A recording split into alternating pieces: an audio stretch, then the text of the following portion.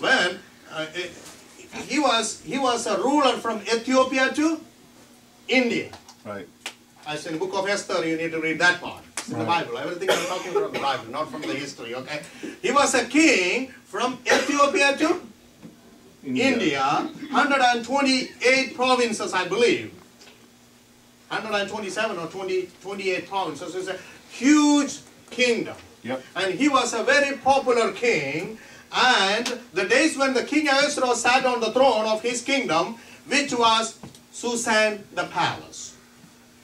In the 3rd year of his reign, he made a feast unto all his princes and his servants, the power of Persia and Media, the noble and princes of the provinces being before him, when he saw the riches of his glorious kingdom. And people started honoring him and exalting him, and everybody wanted to like him now. Now you see some of the athletes or some powerful person, then everybody started imitating like him. So everybody wanted to follow the way he was doing things. But you know the story, in the middle, God opened a door for a poor Jewish girl, become his queen. That's right. Ruth. Esther. Esther, right. Yeah, Esther. Become his queen. Because of that, there was another guy, her uncle Mordecai also become very popular. There was another guy named Naaman. Haman. The Haman was there. Haman got a little jealous with the Mordecai. And he wanted to destroy entire Hebrew community. Yes. On the planet Earth. So from Ethiopia to India, there was a lot of Jews used to live. Who were the Jews? I will let you know that. But through God's help, through Esther, it didn't happen. They did not kill the community. Right. But where are they now? They are dead. What happened to those people? Scattered. Scattered? All over the world. But still there is no synagogues. There is no temples. Temple. There is no Mosaic law. Amen. There is nothing following. Right. The Yahweh gave to them. That's right. Yahweh gave to their father Abraham. That's right. Where is those instructions? Yes. When they were in the wilderness, God gave to them some more instruction. What happened? Mm-hmm. Where are they? They forgot. Yep. So the Haman's trick didn't work there. But let us look into what happened to this spirit. See, the story of Israel and Judah began in the king, the first king. When we see, that's a history start. You probably know the southern kingdom and the northern kingdom. Right. There was 2 kingdoms. You remember those things, Yeah. huh? I'm glad you remember. Amen. So, where are those northern kingdom and southern kingdom anymore? No more. No more. No more. But they are somewhere. That was we call the lost tribe. Oh. That was the Bible called the lost tribe. The theologians called the lost tribe. Who are they? You might be one of them. You don't know. I am. My wife. Wow. We born in a Hebrew family. Oh. We are original Hebrews. You don't believe? I have proof. There is my proof. This is my proof. Government of India issued the proof, a certificate. My son born, that birth certificate says that. My daughter born, it says that. But if they are going to have children in America, they probably won't say that here. And her certificate says that. We are Hebrews.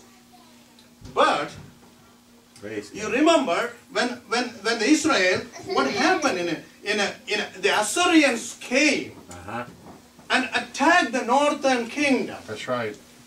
And until the Solomon's time, 1971 BC, Israel had no strong military threat in the neighbors. They were strong. Right. Nobody did not say a single word to them. I'm preaching. And Egypt and Assyria were both weak in that time. Right. They kept superpower in their hand, the Hebrews. Kept their superpower in their hands. Assyria grows stronger here.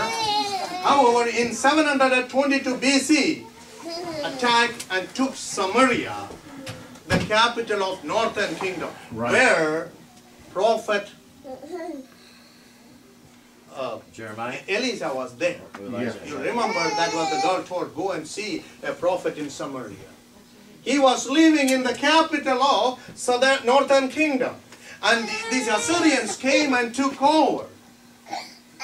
And later, Assyria attacked Judah or southern kingdom and takes some of the cities, and and Egypt also joined with them. In 609 BC, Pharaoh came, Pharaoh Necho, good name, Necho, took his army to north of Israel in Aram, and they had a war over there. They took over the southern kingdom and finally Jerusalem also.